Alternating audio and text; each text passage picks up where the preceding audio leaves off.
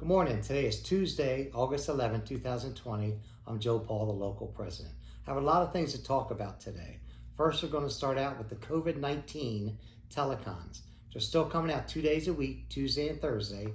I try to send out emails to everybody, letting you know as soon as they come up. I also put them on the Facebook page, and lately I've been trying to break them down by every office that we have that experiences any kind from 1 to 35, at least 35 already in Seminole, but I'm trying to break them down as we get them in different offices. I'll be putting them on there for you to see.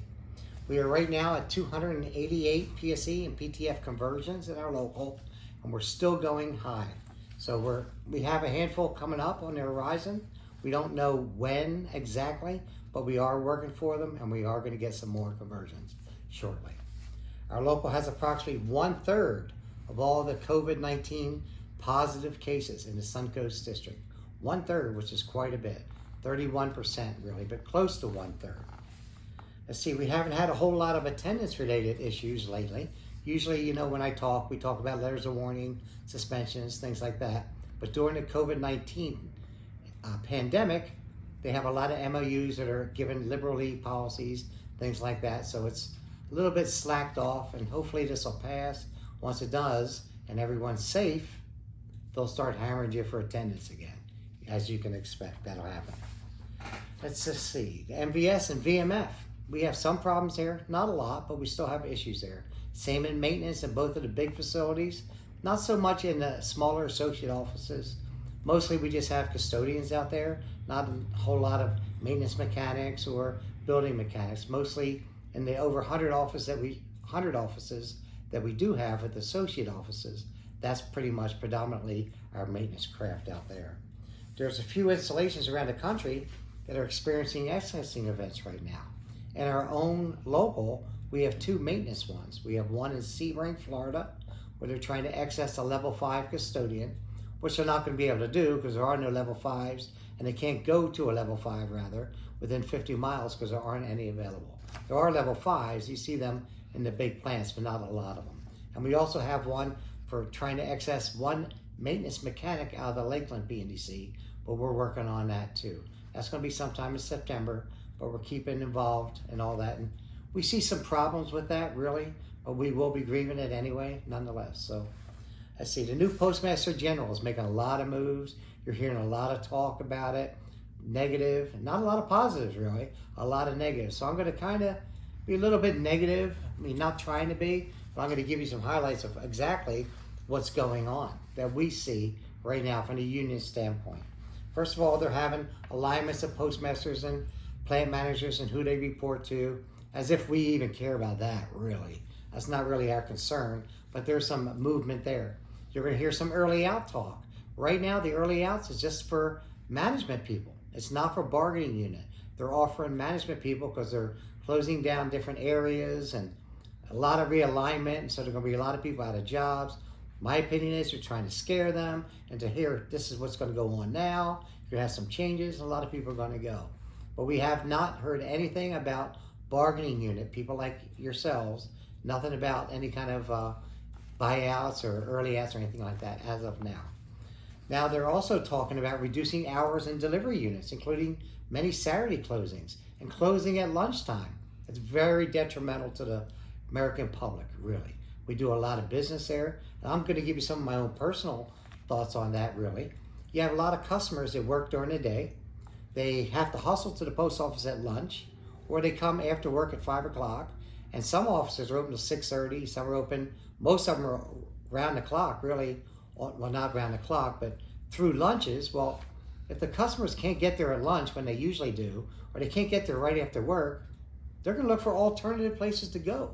That's negative for us. It looks like they're just looking to make a lot of changes, but not really caring about the public, which is pretty bad. And it looks like they're not, at least at this point, it doesn't look like they have the best interest of our people, whether it's APW, NALC, mailers, nobody, nor do they have the concern or involvement of anybody in the communities about what they're doing.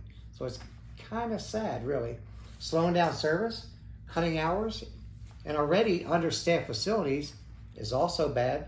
They're looking to do a lot of that. Let's see what else we have. Holding back mail. the mail's being delayed. And they try to get rid of 671 machines around the country. Think about that. The mail comes in, they have less people working in the plants because that's where it starts, and you're closing down a lot of machines, so you're not going to be able to get the mail out in time, and they don't care. You have a truck to go out at 10, let's just say, they're not waiting until 10:01, they're sending it out. Well, the mail's not done yet. So now they're delaying it again.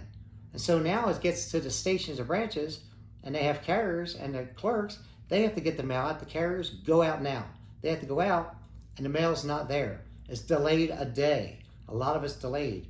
That delayed mail is bad. We have packages, you have medicines, you have things like that. So that's another negative thing for us. Let's see, work hours, they're going to reduce those. Add overtime.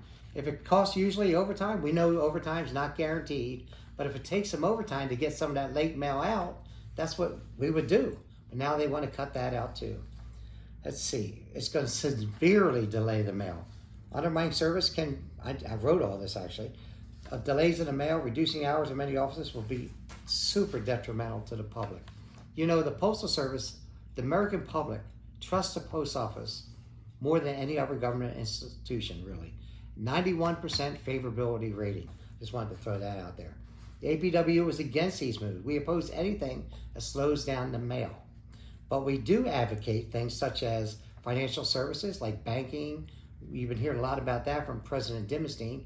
Notaries and stations or branches, the windows, things like that can increase what we have. Try to return the overnight mail to certain geographical locations in our country. We don't have that in most places. We want to return that for the people. Increasing the staffing. That's just simply to name a few. We must involve our communities and our legislators to become more involved. So that's what we need. The American people fully trust us. And what you're probably going to see in the next month or so, you're going to see us getting together some little rally like we had the Staples rally or the Save Our Mail, Save the Post Office. As we get some information on that, we will set up some kind of a rally. And when we do have a rally, we'll get the mail hunters involved, the NALC, the carriers, the rural carriers, and our union, the APWU. And when we do all that, when we get that together, we're going to march in unison together because it's about all of us, really, to save the Postal Service.